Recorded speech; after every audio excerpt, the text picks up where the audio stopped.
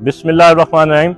आज इंसदाद दहशतगर्दी अदालत लाहौर में इमरान खान साहब के 7 मुकदमात जो कि ज़मानत कबल अज़ गिरफ्तारी उन मुकदमात में पेश हुए हैं। ये वो मुकदमात हैं जो 9 मई के वाक़यात पे दर्ज किए गए थे।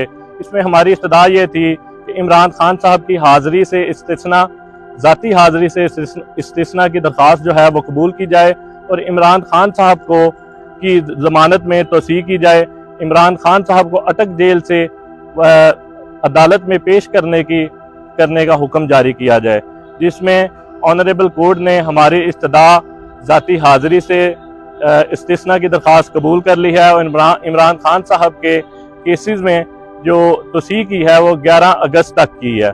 इसमें हमने ऑनरेबल कोर्ट को कहा कि बहुत सारे केसेस ऐसे मौजूद हैं और रिपोर्टेड जजमेंट्स हैं, जिसमें एक सरफहरिस्त Shaz versus state supreme court में केस हुआ था, जिसमें गैर हाज़िरी पर अदालत ने ज़मानत में तोसी की और प्रोसिक्यूशन को नोटिस किए कि अगली डेट पर इसका जवाब दे और हमारी तरफ से अब नेक्स्ट डेट ऑफ हियरिंग पे इस पे बहस होगी और इंशाल्लाह ज़मानत हम इसको कंफर्म करवाएंगे।